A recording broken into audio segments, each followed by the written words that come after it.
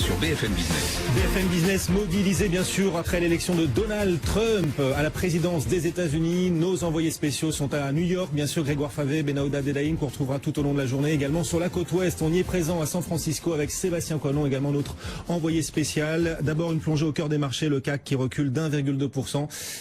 Comment interpréter cette baisse finalement assez limitée des marchés européens? On demande tout de suite à Alexandre Baradez et Jean-Louis Cussac ce qu'ils en pensent depuis leur salle de trading. Bonjour messieurs.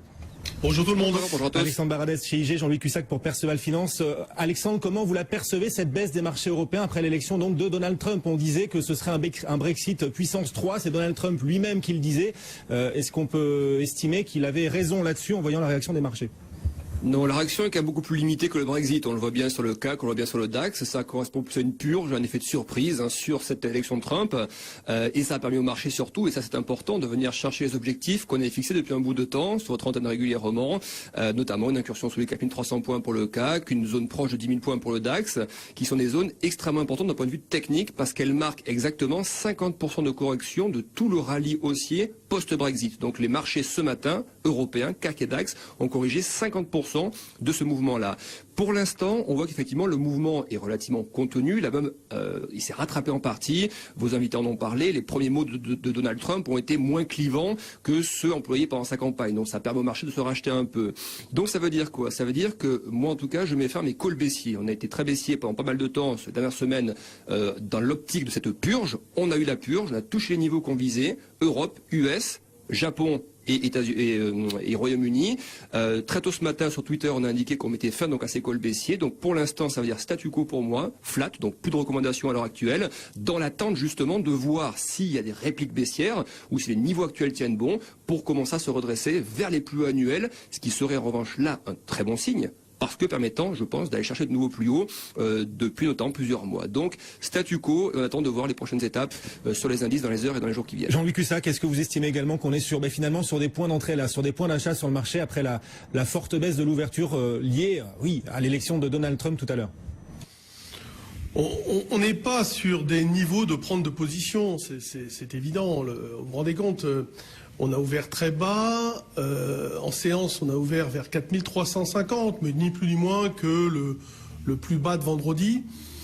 C'est pas méchant. Et puis derrière, ça s'est repris. Il faut vraiment être conscient que ce qui s'est passé depuis l'ouverture est un mouvement guidé par des pressions techniques uniquement.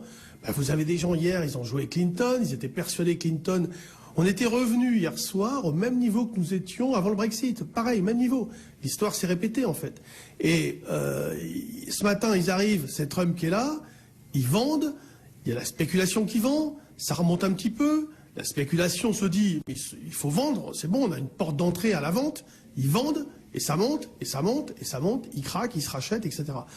On va dire qu'on a eu une vague de short entre peut-être 4003 sur les futurs, entre 4003 et 4340, 50 peut-être, 60.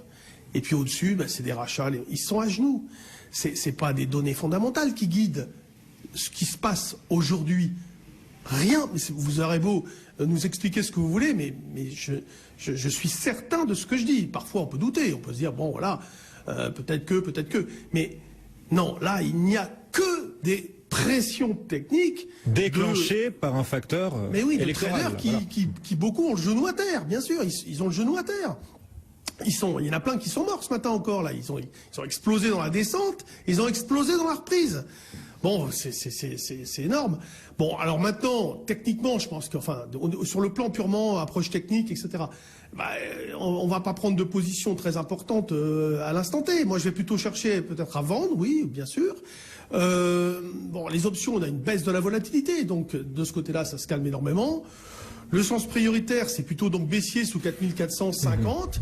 Donc c'est vrai qu'on va travailler dans ce sens-là. Après, qu'est-ce qu'on peut se dire en attendant l'ouverture des marchés américains, non, Jean-Louis, 15h30, il y a un suspense là-dessus. Les marchés américains, ouais. Je m'en moque. Pourquoi? Parce que les marchés américains, ils sont en train de coter actuellement. Le SPI, il cote, il est en train de coter. Donc, je vais pas attendre les marchés américains pour me faire tarter. Non, attendez. Là, il faut il faut être extrêmement sur la défensive. C'est pas le moment de prendre des initiatives. De toute façon, tous ceux qui avaient vendu avant, faut pas me faire rigoler, mais ils ont été stoppés une fois, ils ont sauté depuis longtemps. Dans la hausse qui a eu lieu jusqu'à hier soir. Jean-Louis Cussac et ses 30 ans d'expérience sur les marchés. Merci beaucoup Jean-Louis depuis Perceval Finance. Un grand merci aussi à vous Alexandre Baradez qui était avec nous en direct depuis IG.